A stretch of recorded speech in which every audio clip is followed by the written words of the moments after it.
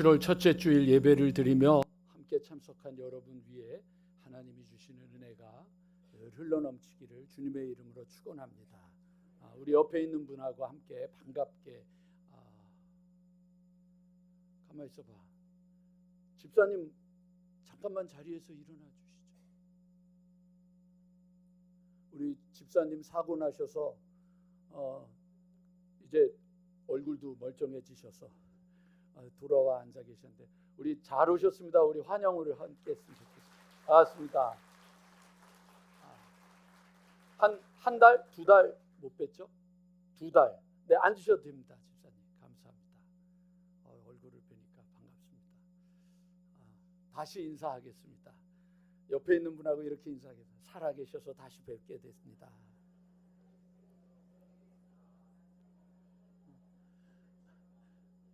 여러분, 제가 이 인사를 하면 여러분들은 그냥 웃지만 사실 이제 내일 저는 저희 이제 아침에 새벽에 안성에 또 가서 저희 고모부 장례식을 해야 되는데 입관을 하는데 안 일어나시더라고요.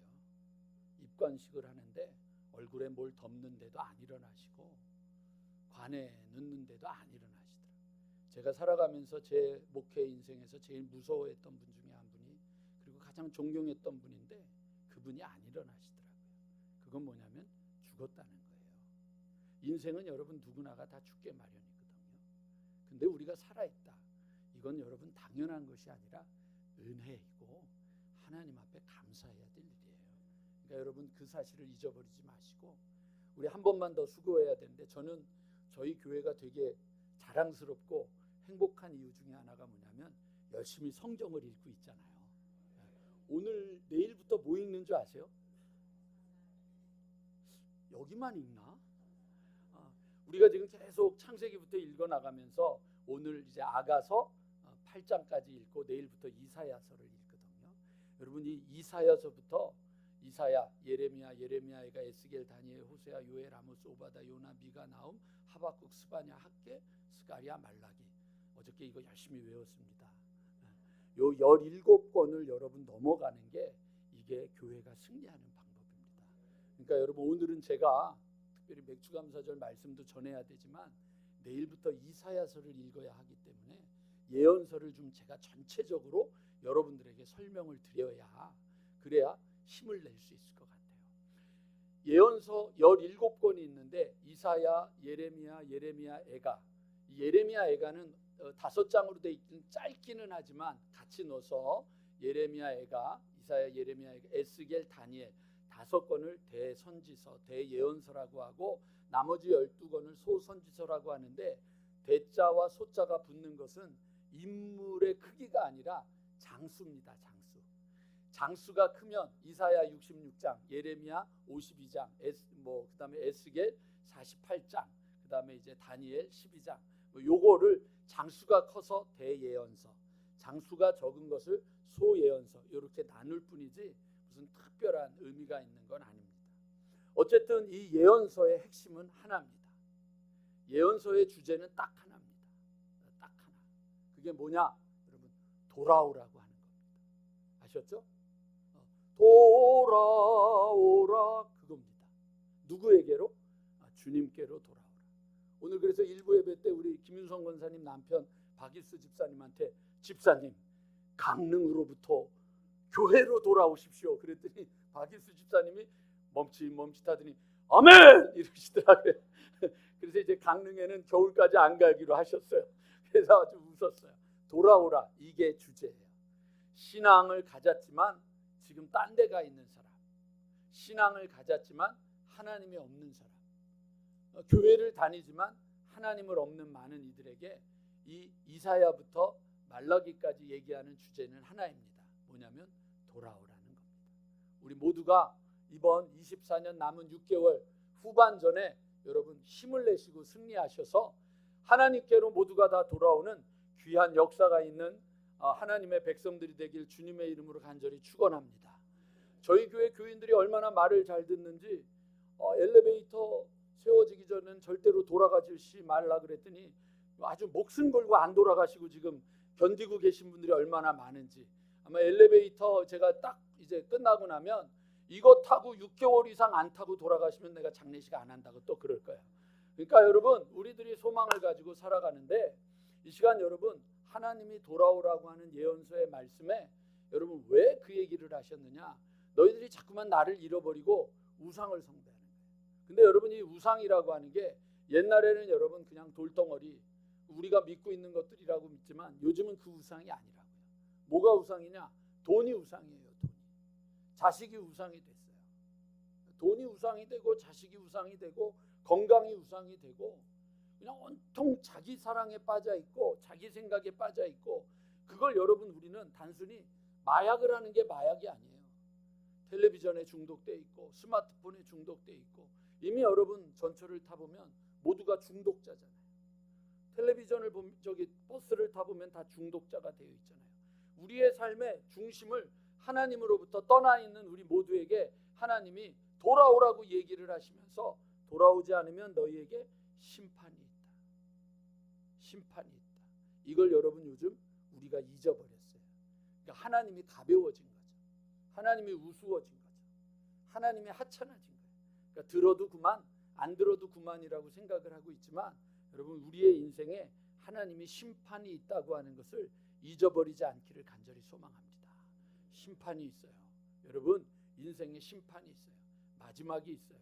눈을 뜨고 싶어도 눈을 뜨지 못하는 마지막이 있어요. 해결하고 싶어도 해결하지 못하는 병이 있어요. 해결하고 싶어도 해결하지 못하는 자식의 문제가 있어요. 그 어느 것도 해결될 수 없어요. 그곳에 여러분 심판이 있다고 하는 걸 잊어버리지 마셔야 돼요. 왜? 하나님을 떠났기 때문에.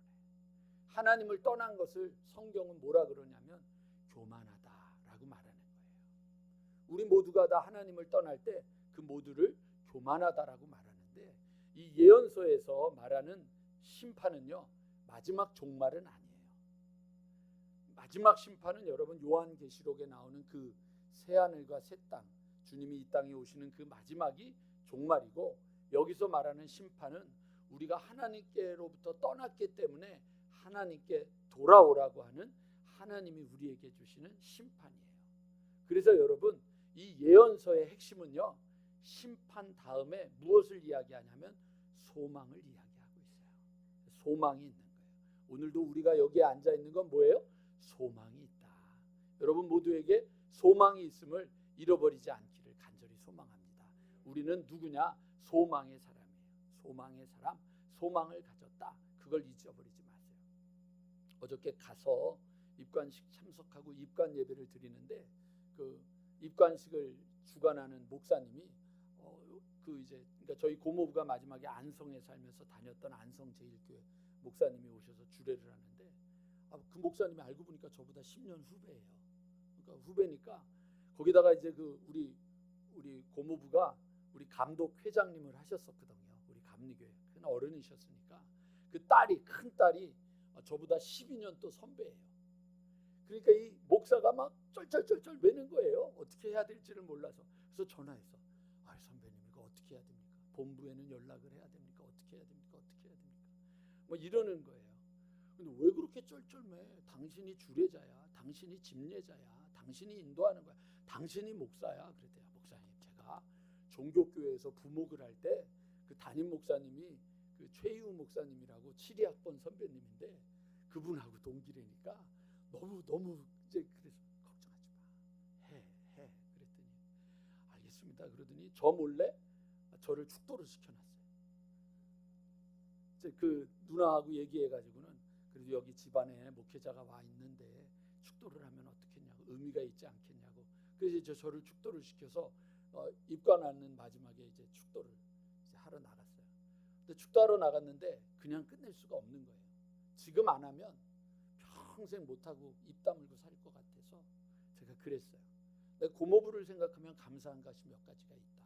첫 번째, 고모부네 집에는 형 누나가 5 있었거든요. 그러니까 그 집에 놀러 가는 게 제 일이었어요. 연세대학교 앞에 여러분 창천교회 있잖아요. 거기서 이제 저희 고모부가 이제 목회를 하셨었는데 거기 놀러 가는 게 제 일인데, 놀러 가면 제일 힘든 게 뭐냐면 밥 먹을 때였어요. 밥 먹을 때 제가 왼손잡이거든요. 왼손잡인데 밥만 먹으면 고모부가 저 쌍놈 보라고, 왼손잡이는 쌍놈. 옛날에 어른들이 그러셨잖아요. 그래가지고 그 소리가 그렇게 듣기 싫었는데 형 누나하고 노는 게 너무 좋아서 거기를 그렇게 찾아갔었던 기억이 나요. 그러면서 고모부한테 감사하는 게, 만약에 고모부가 안 계셨으면 쌍놈이 될 뻔했는데 근데 고모부 덕택에 주님의 종이 되어서 살아갈 수 있어서 감사합니다. 제가 그랬어요. 두 번째, 제가 감리교 신학대학교를 다닐 때 축제가 있었는데 그때 우리 감독 회장을 하시면서 고모부가 오셔서 이제 설교를 하셨어요. 근데 그때 그 다음 시간이 그때 우리 학교에 가장 유명했던 조직신학 교수님이 강의를 하는데 진짜 강의가 너무 멋있었어요.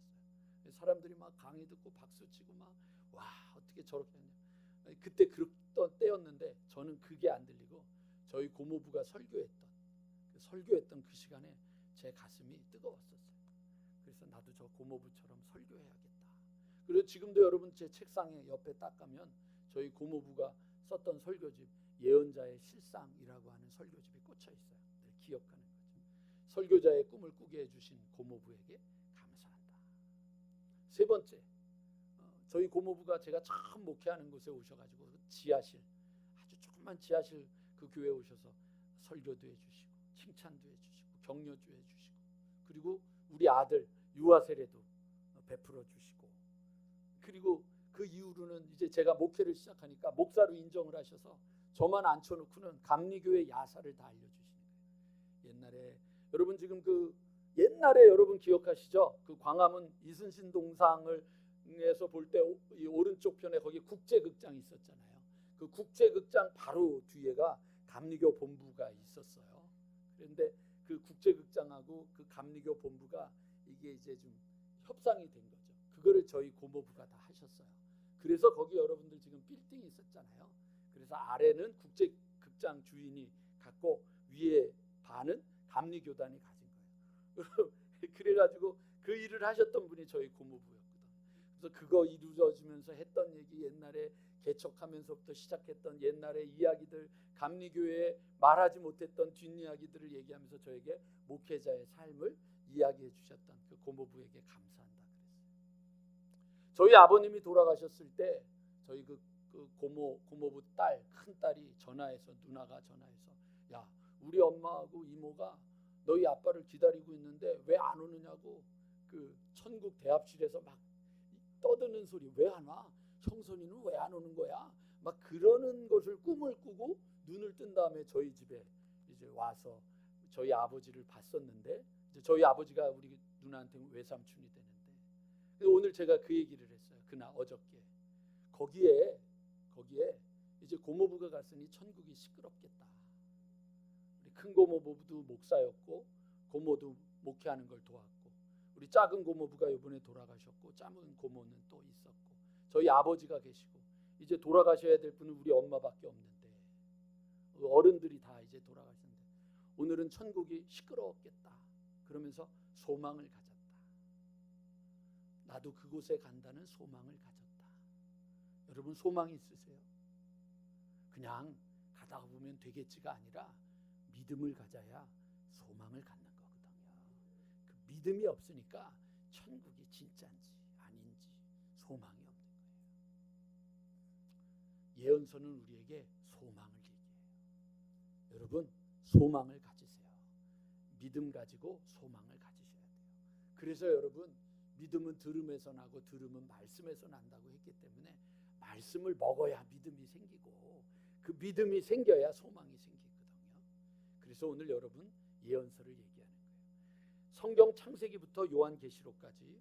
오늘은 여러분 제가 세미한 음성에 있는 것 말씀 적어놓은 거 있죠? 그걸 그대로 따라서 할 겁니다. 창세 이후의 마지막까지 여러분 성경은요 딱 두 가지를 우리에게 이야기를 해줍니다. 하나님은 하나님의 일을 하셨고 사람은 사람의 일을 합니다. 딱 구별이 됩니다. 그 경계선이 어디냐면 선악을 알게 하는 나무입니다. 자, 선악을 알게 하는 나무입니다. 오늘 여기 성찬을 준비한 이 자리가 선악을 알게 하는 나무라고 생각할 때, 자 여러분 생각해 보십시오. 하나님이 말씀하십니다. 이 동산에 있는 모든 것은 다 먹어도 된다.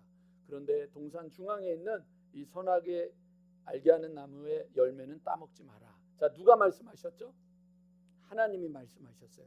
그게 하나님의 일입니다. 사람은 뭐 하지 말아야죠? 따먹지 말아야죠. 그게 사람의 일입니다. 근데 인간은요 끊임없이 그걸 따먹고 싶어 합니다. 내가 주인 되고 내가 하고 싶고 내 마음대로 하고 싶어 합니다. 사사기에 3번 나오죠. 그때 이스라엘에 왕이 없으므로 사람들이 각각 자기의 소견에 옳은 대로 행하였더라. 요즘 여러분 열왕기하 읽잖아요. 나아만 장군 나오잖아요. 뭐 하죠? 새벽마다 우리 나아만이 내 생각에 빠져 내 생각에. 그게 여러분 하나님을 넘어서는 거예요. 자꾸 내가 하고 싶은 대로 하는 거죠. 어려서부터 자꾸만 내 마음대로 하고 싶은 거예요. 그게 여러분 경계선을 넘는 거예요. 하나님의 일이 있고 사람의 일이 있는데 자꾸만 우리가 경계선을 넘어가는 거예요. 뱀이 와가지고 너 이거 먹는 날엔 눈이 밝아져서 네가 하나님이 되는 거야. 네가 주인이 되는 거야. 이 소리에 자꾸만 우리는 유혹에 빠져가는 거예요. 하나님의 일이 있고 사람의 일이 있는데 여러분 그 경계를 넘어서지 않는 하나님의 겸손한 사람들이 되기를 원합니다. 여러분 이걸 넘어서는 사람을 우리 뭐라 그러냐면 교만하다고 이야기를 하고 하나님은 그 사람을 제일 싫어하셨단 말이죠. 그래서 여러분 우리가 하나님의 일을 해야 돼요. 자 이제 여러분 이사야서 40장부터 하나님이 여러분 자 한번 생각하세요. 이사야서가 모두 몇 장이죠? 66장. 신구약 성경이 모두 몇 권이죠? 잊어버리지 마세요. 아셨죠? 신구약이 모두 66권이고 이사야서가 66장이에요. 그런데 구약 성경이 모두 몇 장이죠? 39장이에요. 구약이 39권. 그리고 신약이 27권인데 이사야서가 기가 막히게 39장까지 심판을 이야기하고 40장부터 하나님이 주시는 소망을 이야기해요. 그래서 여러분 40장에 넘어가서 40장을 보면 얘기가 바뀌어요.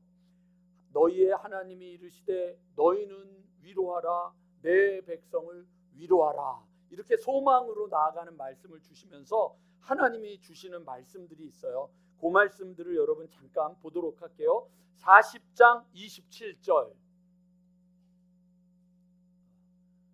40장 27절 같이 보겠습니다. 야곱아 어찌하여 내가 말하며 이스라엘아 내가 이르기를 내 길은 여호와께 숨겨졌으며 내 송사는 내 하나님에게서 벗어났다 하느냐. 너는 알지 못하였느냐 듣지 못하였느냐. 영원하신 하나님 여호와 땅끝까지 창조하신 이는 피곤하지 않으시며 곤비하지 아니하시며 명철이 한이 없으시며 피곤한 자에겐 능력을 주시며 무능한 자에겐 힘을 더하시나니 소년이라도 피곤하며 곤비하며 장정이라도 넘어지며 쓰러지되. 31절 우리 큰 소리로 한번 선포해 봅시다. 시작. 앙망하는 자는 새 힘을 얻으리니 독수리가 날개치며 올라감 같을 것이요 다른 박질하여도 곤비하지 아니하겠고. 자 하나님이 우리에게 뭘 주셔요? 새 힘을 주셔요. 그게 누구의 일이에요? 하나님의 일이에요. 그럼 우리는 뭐 해야 돼요? 여호와를 앙망하는 거예요. 자꾸 여러분 착각하는 게 뭔지 아세요? 새 힘 주시옵소서. 새 힘 주시옵소서. 그럼 힘만 빠진다고. 새 힘은 주님이 주시는 거고 우리는 주님을 바라보는 거예요. 나의 힘이 되신 여호와여 내가 주님을 바라봅니다. 목마른 사슴이 시냇물을 찾아 헤매이듯이 내 영혼이 주를 찾기에 갈급하나이다. 주님을 찾는 거예요. 그게 내 일이에요. 근데 내 일은 안 하고 뭐만 하는 거예요? 새 힘 달라고만 하고 있으니까 힘이 안 생기는 거죠. 잊어버리지 마셔야 돼요. 주님이 주님의 일을 하세요. 자, 그 다음에 여러분 41장으로 넘어가면 여러분들이 되게 좋아하는 구절 있죠. 10절 있죠. 10절. 같이 한번 읽어보겠습니다. 41장 10절 시작. 내가 너와 함께함이라 놀라지 말라. 나는 내 하나님이 됨이라. 내가 너를 굳세게 하리라. 참으로 너를 도와주리라. 참으로 나의 의로운 오른손으로 너를 붙들리라. 누가? 하나님이. 두려워하지 말라. 놀라지 말라. 내가 너와 함께 할 거다 이거죠. 성경에 두려워 말라가 몇 번 있다 그랬죠? 벌써 잊어버리셨어요?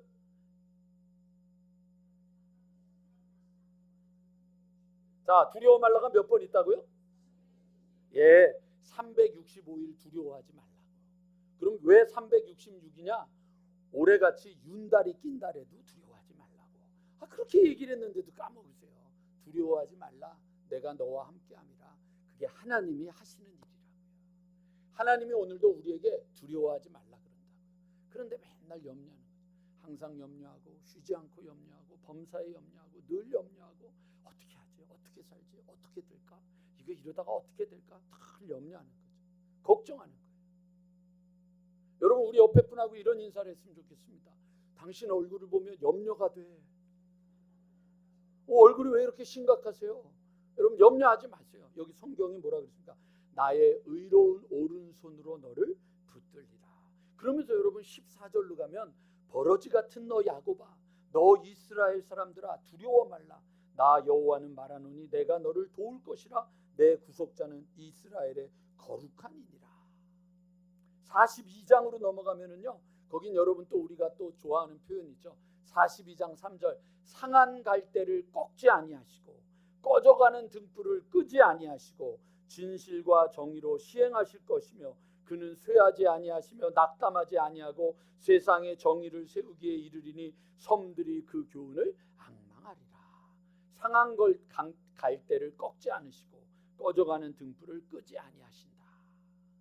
그 하나님이 내 하나님, 내 아버지, 우리의 하나님임을 아멘으로 화답하시기 바랍니다. 43장 보세요. 또 야곱아 너를 창조하신 여호와께서 지금 말씀하시느니라. 이스라엘아 너를 지으신 이가 말씀하시느니라. 43장 1절이죠. 너는 두려워하지 말라. 내가 너를 구속하였고 내가 너를 지명하여 불렀나니 너는 내 것이라. 내가 물 가운데로 지날 때 내가 너와 함께 할 것이라. 강을 건널 때 물이 너를 침몰하지 못할 것이며 내가 불 가운데로 지날 때도 타지 아니할 것이며 불꽃이 너를 사르지 아니하리라. 그러니까 하나님은 계속해서 지키신다, 붙잡아 주신다, 돌보아 주신다, 함께 하신다. 이번 여러분 24년 후반전에도 하나님은 우리와 함께 하실 겁니다. 두려워하지 마시고 나아가시는 겁니다. 그런데 오늘 본문에 우리에게 주시는 게 하나님은 하나님의 일을 하실 거예요. 하나님은 여전히 하나님의 일을 하실 거예요. 그런데 여러분 하나님은 하나님의 일이 있으면 아까도 말한 것처럼 우리에게는 우리의 일이 있단 말이에요. 신앙은 여러분 우리의 일을 안 하고 맨날 하나님의 것만 달라고 그러니까 하나님이 못 주시는 거예요. 오늘 여러분들에게 두 가지 우리가 해야 될 일이 뭘까? 43장 여러분 19절 보세요. 19절 43장 오늘 본문 19절 같이 읽겠습니다. 시작. 너희가 그것을 알지 못하겠느냐? 반드시 광야의 길을 사막의 강을 들짐승과 승냥이와 타조도 나를 존경할 것은 내가 광야의 물을 사막의 강들을 내어 내 백성 내가 택한 자에게 어떻게 한다고요? 하나님은 상상할 수 없는 일을 하신단 말이에요. 하나님은 상상할 수 없는 일. 이걸 여러분 성경이 우리에게 주는 게 기적이라고 말하는 거죠. 하나님은 오늘도 우리 교회에 기적을 이루시고 있음을 믿으시기 바랍니다. 여러분 지금 옆에 앉아 있는 분이 기적이에요. 아셨죠 여러분? 여러분 옆에 앉아 있는 분이 지금 예배를 드리고 있는 게 기적이에요. 그렇죠? 이평옥 권사님이 지금 앉아 있는 게 기적이죠. 그 뒤에 김필기 집사님이 앉아 있는 게 기적이죠. 그 뒤에 두 분 부부가 같이 앉아서 예배를 드리고 있는 것도 기적이죠. 돌아보세요. 기적이 얼마나 많이 있는지. 여러분의 삶에 기적이 얼마나 많이 있는지. 정재민 집사님이 맨 앞자리에 앉아 있는 건 아니에요. 대기적이에요. 기적이에요. 우리의 교회에 기적이 일어나고 있는데 하나님은 지금도 일을 이루시고 있는데 여러분들에게 오늘 두 가지 권면하는 거예요. 그럼 나는 뭘 할까? 하나님이 일하시는데 왜 내게는 기적이 없을까? 두 가지 이유를 여러분들이 붙잡으세요. 그리고 지키세요. 첫 번째 18절. 전에도 한번 설교를 했지만 이건 여러분 늘 기억해야 돼요. 같이 읽겠습니다. 시작. 두 가지. 옛날에 잘 나가셨어요? 잘 나가셨어요? 지금은. 그러니까 여러분 자꾸 옛날 거 얘기하지 마세요. 또 하나. 여러분 옛날에 좀 힘들었었어요? 지금은. 아니에요. 여러분. 제가 지금 14년째 일기를 쓴다고 그랬잖아요. 14년째 일기를 쓰면서 어느 날은 날마다 내가 일기를 쓰고 있고 이렇게 하고 있는 것에 대해서 생각을 해낸 게 있어요. 왜 이렇게까지 내가 쓸 수 있었을까라고 생각을 했더니 쓰게 된 이유는 딱 하나예요. 여러 가지가 있지만 가장 대표적인 게 실패를 한 거예요. 하다가 실패하고 하다가 실패를 하고 그래서 제 일기에다가 써놨어요. 실패는 끝이 아니다. 실패는 마지막이 아니다. 실패는 나에게 새로움이었다. 실패를 하다 보니까 왜 실패했는지, 실수를 했더니 왜 실수를 했는지, 왜 내가 이렇게까지 못했는지를 깨닫게 되고 그것을 보완하고 살리다 보니까 소망이 생기는 거예요. 그러니까 여러분 오늘 이 자리에 서서 자꾸만 과거의 영광을 자랑하지도 마시고 과거의 슬픔을 슬퍼하지도 마시고 자꾸만 옛날 얘기하지 마세요. 옛날 얘기하지 마세요. 우리 1남선교회 2남선교회 너무 어깨에 힘잡지 마세요. 어깨 힘잡지 마세요. 3남선교회 좀 세워주세요. 3남선교회 여기 3남선교회 계신 분들 손 좀 들어주세요. 아주 번쩍 들어주세요. 예.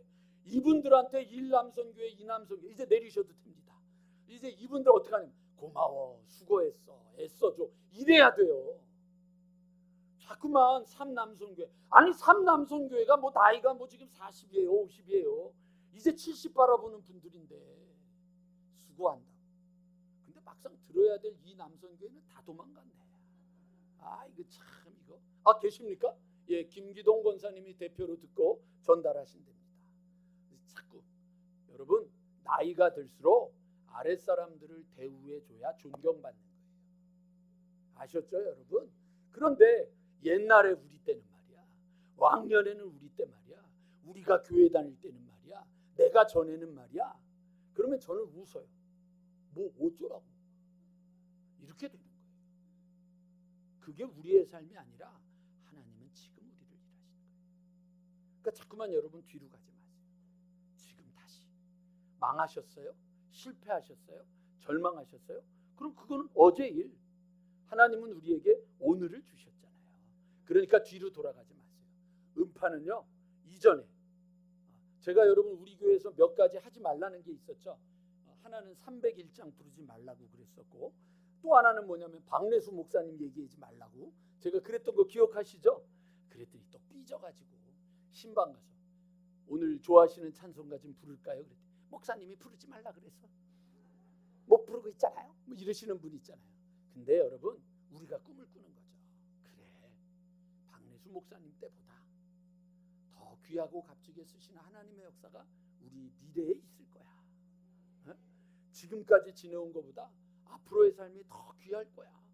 내가 2달만 참으면 내 새벽 기도회 끝나고 금요일날 끝날 때마다 마음이 아파. 우리 권사님 한 분이 내려갈 때마다 뒤로 이러고 내려가. 이러고.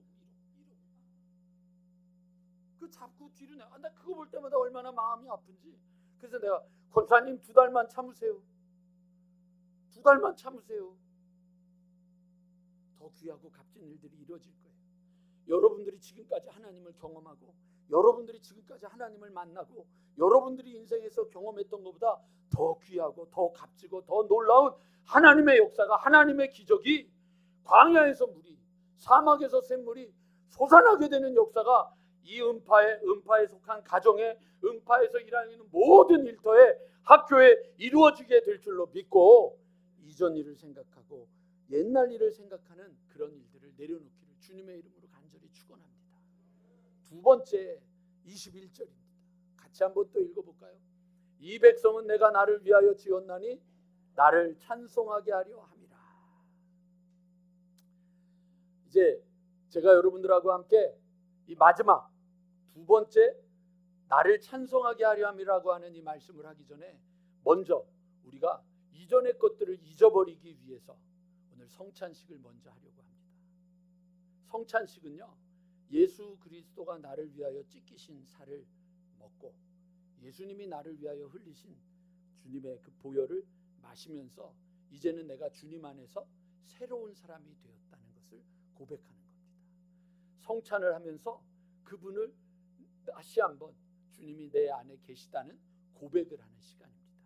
그래서 여러분 이 시간 내가 주님의 떡을, 주님의 살을, 주님의 피를 먹고 마시면서 내가 주님 안에 쓰고 나서 그 다음에 내가 무엇을 해야 되는지를 해야 됩니다.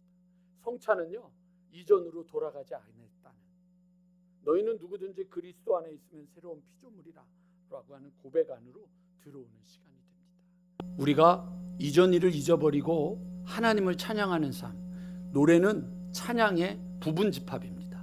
착각하시면 안 됩니다. 찬양하라고 하는 건 노래하는 거라고 생각하는데 그렇지 않습니다. 구약 히브리어에서 찬양이라고 하는 건 할랄인데 노래하다가 아닙니다. 소리치다, 외치다, 자랑하다, 떠들어대다, 짓거려대다, 주절거리다, 이런 겁니다. 하나님의 이름을 주절주절 떠들어대고 계속 이야기하고 자랑하고 높이는 게 찬양입니다. 그 찬양의 방법으로 사용하는 게 노래인 것입니다. 그러니까 여러분 찬양하라 그러면 노래로만 하는 거라고 생각하시면 안 됩니다. 그래서 오늘 여러분들한테 마지막 부탁드리는 겁니다. 그러면 그냥 과거를 잊어버리고 이전 일을 생각하지 말고 하나님을 찬양하는 삶을 사는 방법은 무엇일까? 오늘 제가 세미한 음성에다 나눈 것처럼 찾아보십시오. 지금 하나님은 변함없이 일하고 계심을 믿으시기 바랍니다. 지금 우리 교회에서 하나님이 일하고 계심을 믿으시기 바랍니다. 그리고 여러분 그 하나님이 계시면 그 다음은 여러분 어디서 일하고 계시는지를 찾으셔야 됩니다.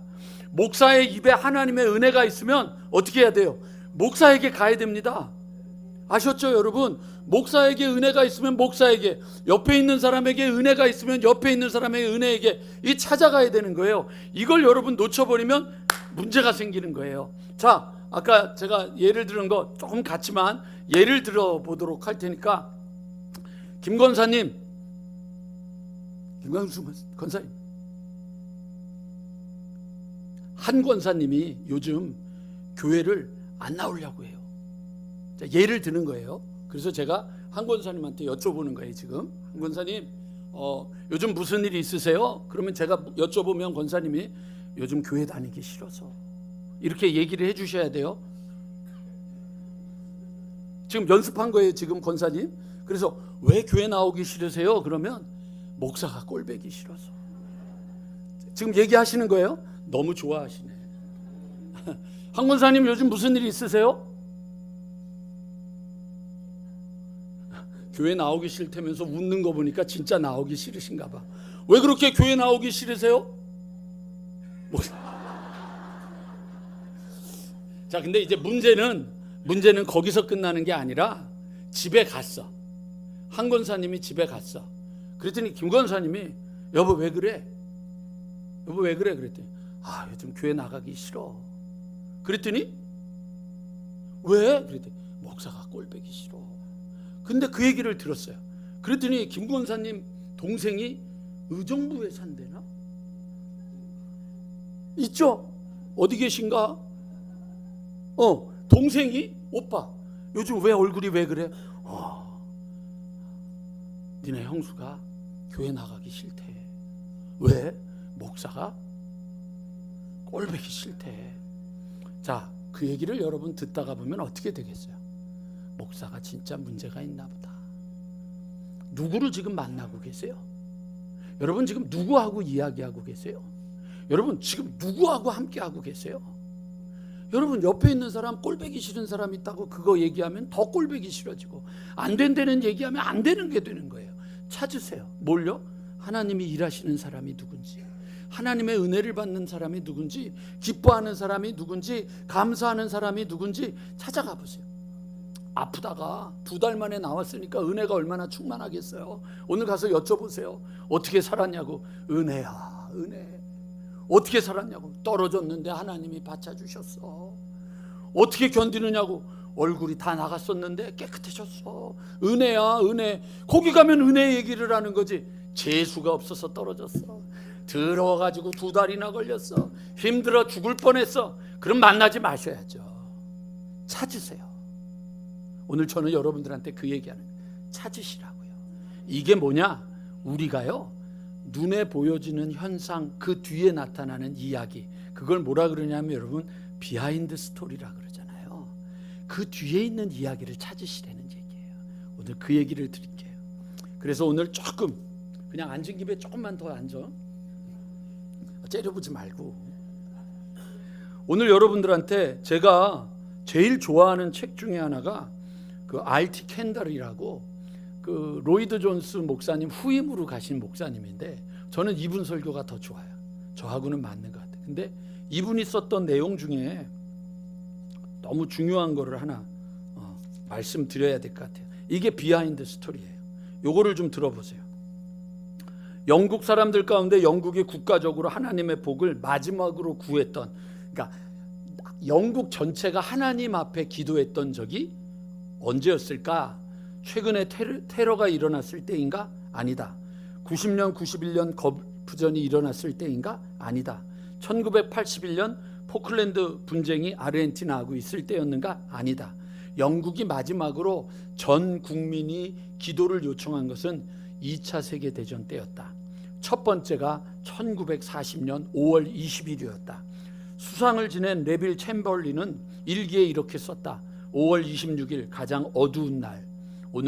오늘이 국가를 위한 기도의 날일까? 그러나 그날은 제2차 세계대전의 가장 극적인 전환점 가운데 하나가 되었다. 나는 본장을 쓸 준비를 할 무렵 런던의 한 레스토랑에 앉아 테임즈강을 바라보고 있었다.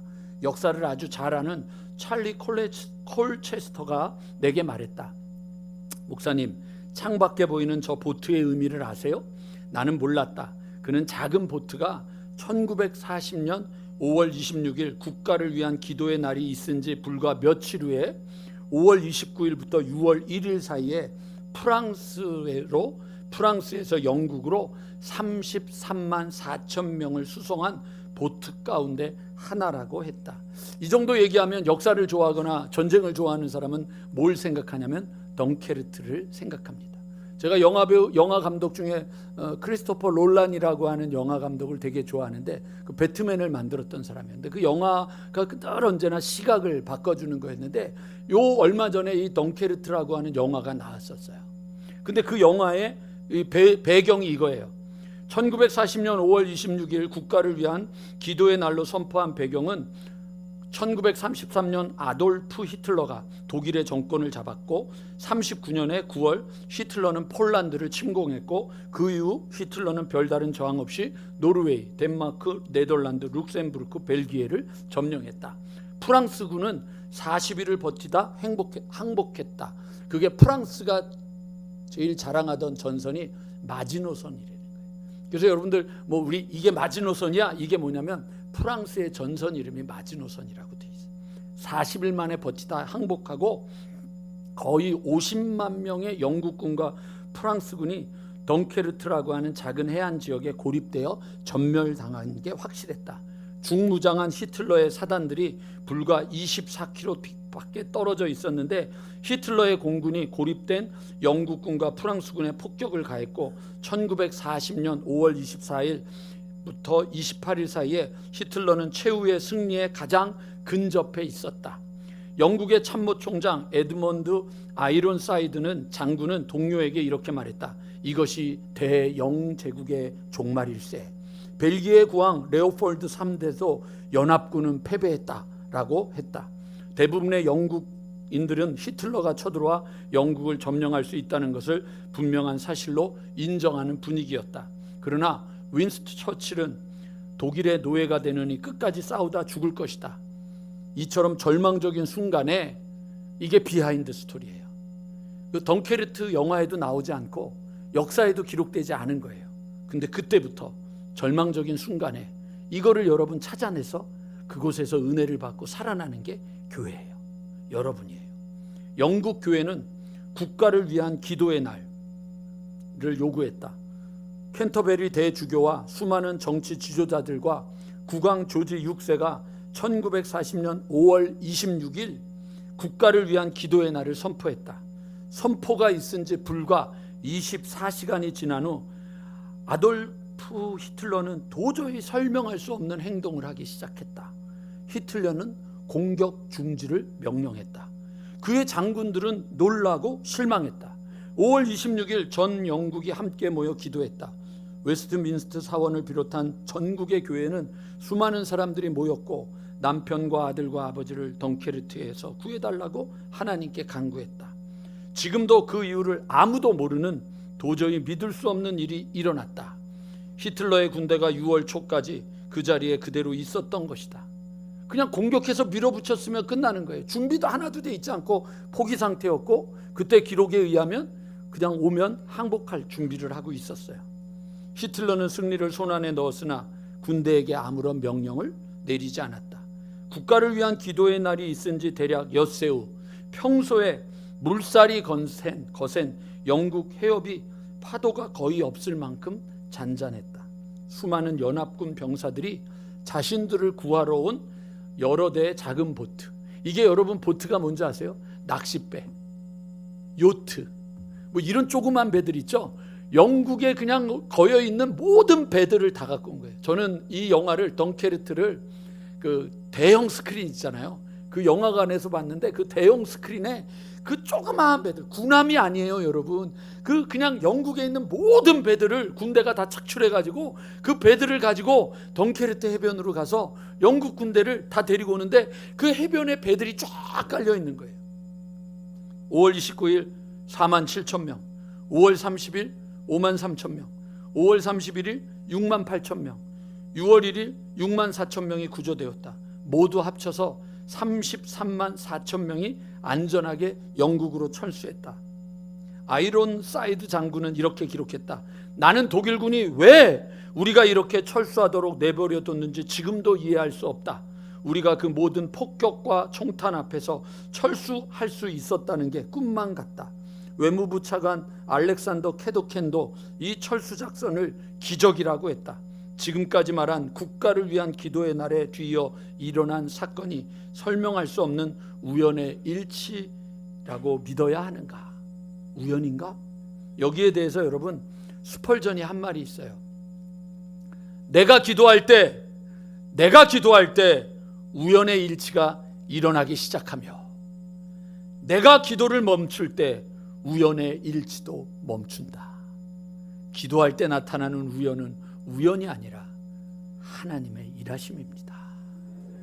여러분, 주변을 돌아보시고 하나님이 일하시는 것을 찾아가셔서 그의 이야기를 듣고 그와 함께 기도하고 그와 함께 감사하고 그와 함께 찬양하고, 여러분들 안에 하나님이 일하시고 있으면 그걸 나누시고 그걸 여러분들 선포하고 그걸 증거하는 것, 그게 우리의 일입니다.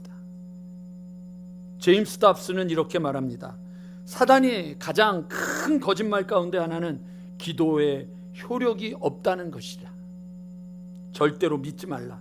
하나님은 당신의 가장 깊은 갈망에도 응답하신다. 잊지 마십시오. 하나님이 새 일을 행하십니다. 여러분 모두에게 지금도 하나님이 새 일을 행하고 계십니다. 이번 장마에 비가 올 때마다 하나님이 음파에 새 일을 행하고 있다고 입으로 선포하시기 바랍니다. 그리고 여러분, 뒤로 돌아가지 마시고 뒤돌아보지 마시고 롯의 아내처럼 뒤돌아보며 소금 기둥대지 마시고 소망의 주님을 바라보며 소망의 주님을 의지하며 주님을 찬양하며 이번 후반전을 승리하는 하나님의 백성들이 되길 주님의 이름으로 간절히 축원합니다.